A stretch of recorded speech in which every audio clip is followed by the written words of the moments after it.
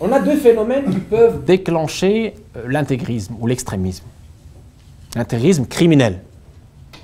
La précarité intellectuelle ou spirituelle et l'ignorance. Il y a toujours un terrain, on va dire, fertile pour ces deux facteurs-là.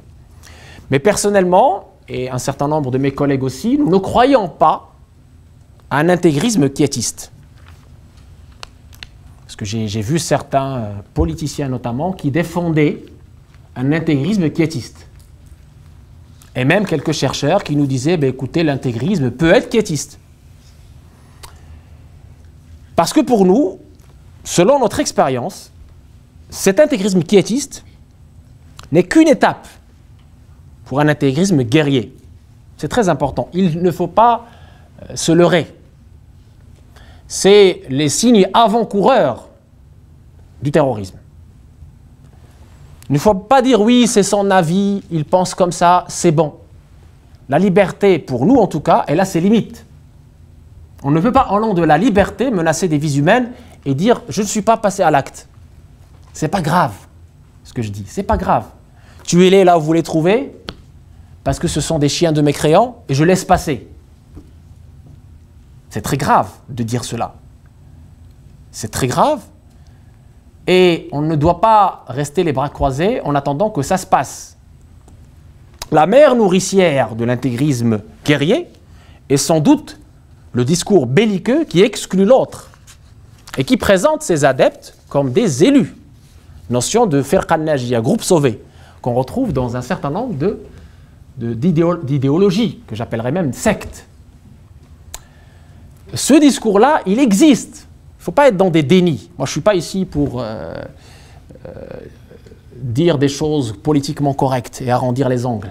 Je dis ce qui existe. C'est des discours qui existent dans nos mosquées, qui ne sont pas fermées. D'accord? Certaines associations revendiquent ce discours.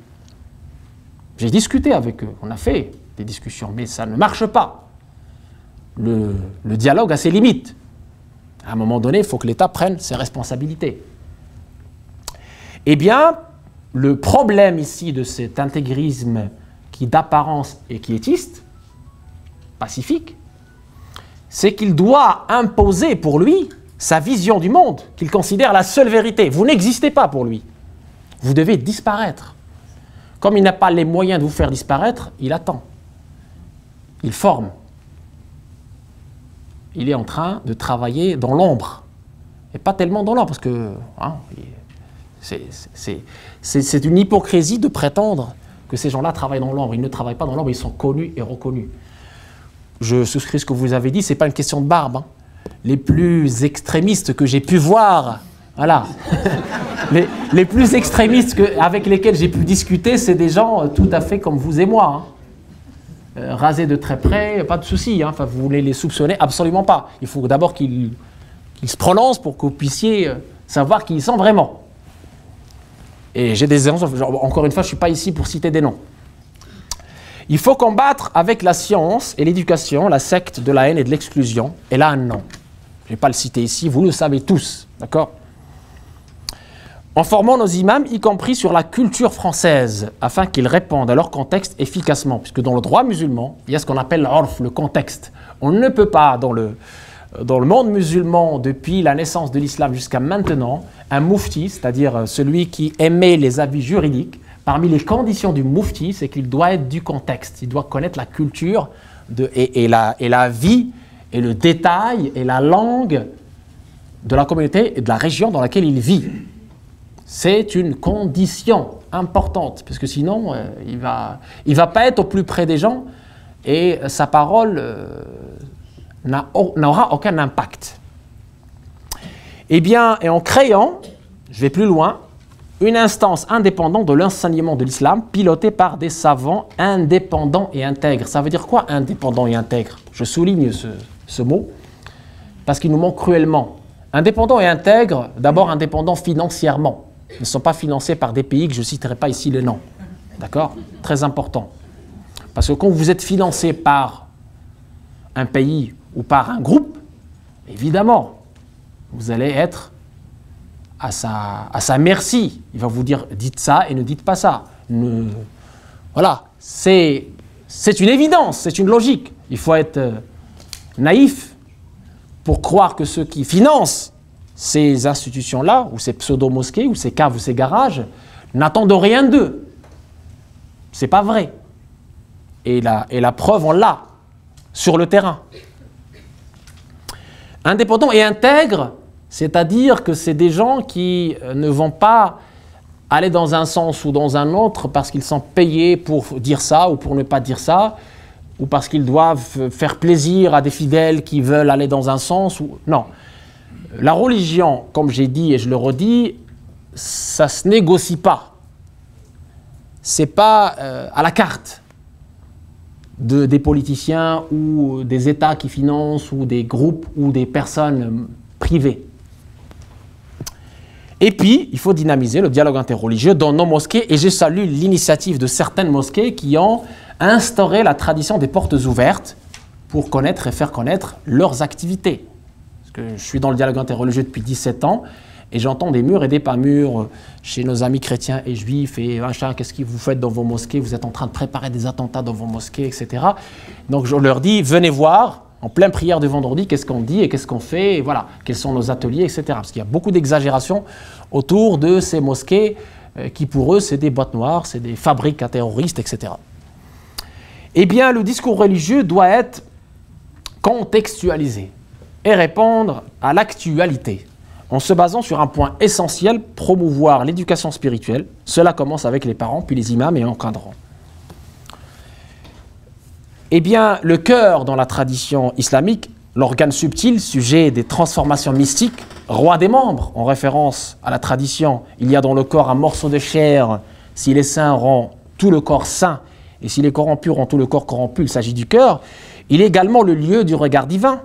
Comme l'indique une autre tradition, Dieu ne regarde ni vos corps ni vos formes, mais il regarde vos cœurs. La vision coranique donne des rôles tout à fait spirituels et méditatifs à ce cœur. Il nous dit par exemple, n'ont-ils pas parcouru ces contrées afin que leur cœur réfléchisse, médite? Ce ne sont pas les regards qui sont atteints de cécité, mais bien les cœurs enserrés dans les poitrines. Le cœur est perçu comme l'organe intelligent, spirituel, qui guide l'humain. On parlera d'intelligence spirituelle. Il ne s'agit pas d'être savant pour reconnaître un discours haineux. Il ne s'agit pas d'être savant pour être sur une pratique tolérante, une pratique pacifique, une pratique quiétiste, une pratique qui respecte votre prochain. Il s'agit d'avoir cette intelligence spirituelle. Il s'agit de se poser la question, pourquoi je suis dans cette religion? Pourquoi je suis dans cette religion? Est-ce que c'est pour faire du mal aux autres? Ou est-ce que c'est pour vous purifier? À travers son intelligence, le cœur est également le réceptacle de la paix. Et c'est là où je veux en venir, qui est l'essence de l'intelligence. Cette paix ne peut être atteinte que par l'éducation spirituelle. Parce que celui qui n'est pas dans cette paix intérieure, il ne peut pas être dans une paix extérieure ou même dans une réflexion qui va être dans un chemin de paix. Cette paix est atteinte par un processus d'éducation spirituelle. On passe de l'âme instigatrice du mal, selon le jargon coranique, vers l'âme qui blâme, le wama, puis vers l'âme pacifiée, après, qui est l'ultime demeure, fruit du dévoilement et de la destruction des idoles qui habitent ce cœur, comme l'amour du pouvoir, comme l'ostentation, comme l'orgueil, comme la haine, comme la vanité, ces maladies intérieures, pourtant qui sont bien explicitées dans le Coran, souillent le cœur, lui volent la vérité. Et malheureusement, aujourd'hui, la jeunesse ne veut pas être dans ce travail sur elle-même parce qu'elle a choisi des solutions de facilité, c'est-à-dire de s'attaquer aux autres au lieu de s'attaquer à son propre âme, à ses propres maladies et de suivre un chemin spirituel certes difficile. C'est d'ailleurs la raison pour laquelle on l'appelle Jihad al-Akbar, le grand jihad, le vrai jihad, qui est une obligation individuelle pour le disciple désirant la face de son Seigneur, et qu'on appelle évidemment le grand djihad. Et donc, le Coran, comme la tradition prophétique, les deux sources premières de la religion musulmane, ne peuvent finalement être interprétées, comprises par monsieur tout le monde. C'est un texte qui a une chronologie, qui a un contexte, qui a des codes, ce qu'on appelle l'exégèse, tafsir, qui vise à le protéger depuis son apparition contre toute forme d'interprétation ou d'instrumentalisation. Dans le droit musulman, on distingue cinq grandes finalités, objectifs nobles de la religion. Premièrement, la préservation de la vie. Deuxièmement, la préservation de la filiation. Troisièmement, la préservation de la raison. Quatrièmement, la préservation des biens. Et enfin, la préservation de la religion. Pourquoi il est enfin? Parce que si vous avez une vie à sauver, elle passe avant la religion. C'est pour ça que dans le Coran, il est écrit que si vous êtes dans un désert, que vous allez mourir de faim, que vous trouvez un cadavre, bien sûr, il est interdit de manger un cadavre, mais pour sauver votre vie, vous pouvez passer outre cet interdit, parce que vous êtes en train de sauver une vie. Sauver une vie est prioritaire, et l'objectif le plus noble de la religion. Et dans la religion, on trouve deux catégories de textes, très importants. Des textes immuables, ce qu'on appelle qata'i thubut ou dilala, comme les textes relatifs à l'unicité de Dieu, le dogme, comme les textes relatifs à certaines pratiques, la prière, le jeûne, etc. Et des textes interprétables, des textes contextuels, ce qu'on appelle dhanni thubut ou dilala. Et c'est la majorité des textes. La majorité de nos textes sont dans cette catégorie, pour une raison très simple. C'est parce que Dieu veut s'adresser à notre raison, à notre intelligence, à notre esprit critique. C'est pour ça qu'il a mis peu de choses qui sont immuables et beaucoup de choses qui sont interprétables, où l'humain doit justement agir en fonction de cette intelligence spirituelle, ce cœur vigilant, pour pouvoir cheminer selon la mission que son Seigneur lui a tracée, c'est-à-dire son bonheur et le bonheur des autres, c'est-à-dire la paix intérieure et extérieure. L'attitude qui consiste à exclure tout autre sens que le sens immédiat, c'est cela l'attitude intégriste. Ce n'est pas seulement une attitude religieuse, loin s'en faut, c'est une attitude humaine. Simple ignorance, elle s'appelle bigoterie ou foi du charbonnier. Mais quand elle aspire au pouvoir pour imposer ses règles, elle s'appelle intégrisme. Ce n'est donc pas pour avoir connu ou médité ou appris son livre sacré, son Coran, sa Torah, sa Bible, etc., que certains croyants deviennent intégristes. Bien au contraire, c'est parce qu'ils ne le lisent pas, et surtout parce qu'ils ignorent volontairement ou involontairement son contexte et ses règles. Ils ignorent son contexte et ses règles. Trois mesures importantes et urgentes, pour finir, doivent être mises en œuvre, à commencer par la création d'un centre d'enseignement théologique indépendant et pluridisciplinaire, avec un département de spiritualité et un département de dialogue interreligieux, parce qu'un dialogue, ça se construit. Et ça se construit avec les acteurs qui sont sur le terrain. Et c'est un travail de longue haleine. C'est un travail d'une génération. Ce n'est pas un travail d'un mois ou 2 mois ou d'un an ou 2 ans. Pour d'abord élire les imams. Il n'y a aucune instance aujourd'hui pour élire les imams. N'importe qui peut être imam. C'est un vrai danger. Contrairement aux pays musulmans où il y a ce qu'on appelle le ministère des Habous et des Affaires islamiques, où effectivement il y a une élection basée sur des critères objectifs, scientifiques, d'intégrité, etc. Et d'indépendance idéologique. Un imam ne peut pas appartenir à une idéologie. Ce n'est pas possible. C'est interdit. Parce qu'il représente l'autorité religieuse. Il ne peut pas biaiser ses discours par une appartenance politique ou idéologique. Et puis former ces futurs imams sur la culture française afin qu'ils appréhendent correctement leur contexte et puissent avoir le bon discours qui vaccine nos jeunes et moins jeunes contre tout endoctrinement et contre toute secte. Parce qu'il faut prévenir en amont. Il ne faut pas que ça se passe. Il faut, avant que ça se passe, prévenir, dire voilà aujourd'hui, comme disent les Anglais, la global picture, c'est-à-dire le panorama de notre société. Il y a telle secte, voilà ses caractéristiques. Il y a telle idéologie, voilà telle caractéristique. Déjà, notre jeunesse est intelligente, elle peut comprendre si on lui parle correctement, si on lui parle avec les mots, le discours qui va atteindre non seulement leur cœur, mais aussi leur raison, leur intelligence. Il faut considérer nos jeunes. Il faut considérer nos jeunes, c'est très important. On les méprise. Quand on s'adresse à des jeunes, on a l'impression qu'on s'adresse à des handicapés. Je le vis, ça, je le vis. quand je valorise un jeune, je gagne sa confiance. Il m'écoute. Et il me montre combien il est intelligent, combien il est capable de mesurer le danger et justement de l'éviter. Et d'être lui-même un facteur pour prévenir d'autres personnes. Enfin, il faut un financement indépendant. On ne peut pas, parler d'un discours d'un côté et laisser ces financements que vous connaissez, hein, qui sont tout à fait, c'est des financements tout à fait légaux. Et j'ai les preuves. C'est très important.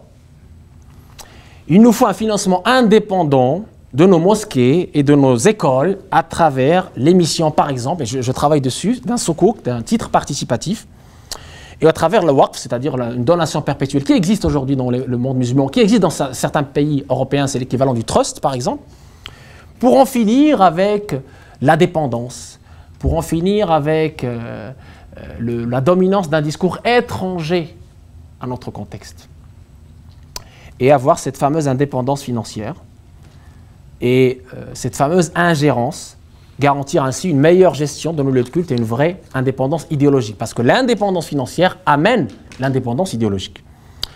Je finis par dire que l'intégrisme et le terrorisme est un fléau complexe qui est le reflet d'un malaise et d'une précarité tant sociale que spirituelle. Et j'insiste sur le malaise spirituel, la précarité spirituelle. Il exige une mobilisation au-delà d'une réponse ou d'une riposte sécuritaire de tous les acteurs politiques, religieux, associatifs, afin de former, prémunir et agir pour un meilleur vivre ensemble dans notre société plurielle. Et le message positif que je veux passer ici, devant vous, est le suivant. Il faut que tous les acteurs jouent le jeu, à commencer par le deuxième pouvoir qui est les médias.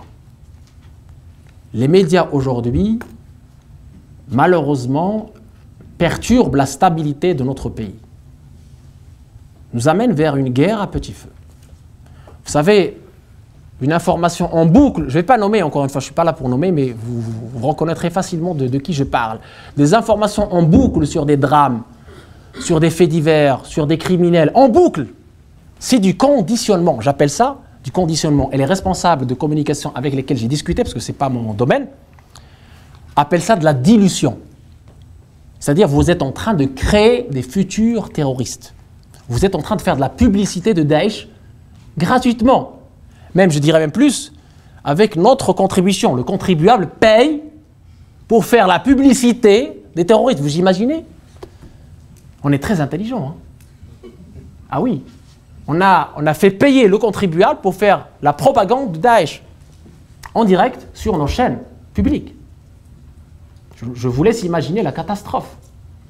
Donc, premièrement, les médias doivent avoir un discours positif, un discours d'optimisme, un discours d'espoir. Pourquoi ces mêmes médias ne font pas un focus sur ces musulmans qui ont réussi, qui ont créé des sociétés, qui sont bien intégrés, qui apportent de la valeur ajoutée pour leur pays, qu'ils aiment, pour leur patrie, la France, qui reconnaissent leur patrie, les bienfaits de la France. Pourquoi ne pas faire un focus sur ces 90% ou 99,99% de musulmans patriotes, de musulmans citoyens, et j'en fais partie, sans vouloir me vanter, en toute humilité. C'est très important. Pourquoi on ne veut rendre visible que ces cas extrêmes? Quel est le but? Quel est le jeu? Je vous laisse imaginer les jeux derrière, les enjeux et les jeux. Très important. En parlant d'imams, d'encadrants, de politique aussi, il faut aussi changer le discours, avoir un discours optimiste, avoir un discours d'espoir, avoir un discours d'amour, avoir un discours d'union, faire de notre diversité, de nos différences, une richesse. Une richesse en disant que nous sommes forts, la France est forte parce qu'elle a jusque-là su utiliser, exploiter cette diversité pour la rendre plus forte. Parce que si nous sommes aujourd'hui une grande nation, c'est grâce à cette diversité. Et je vous invite à regarder les rapports sur l'apport des immigrés à l'économie française depuis 60 jusqu'en 2015, et vous verrez que je ne dis ici que la vérité. Que ce qui est perçu comme un malaise ou comme un handicap. Et finalement, la force, ce qui a fait notre force, c'est notre diversité.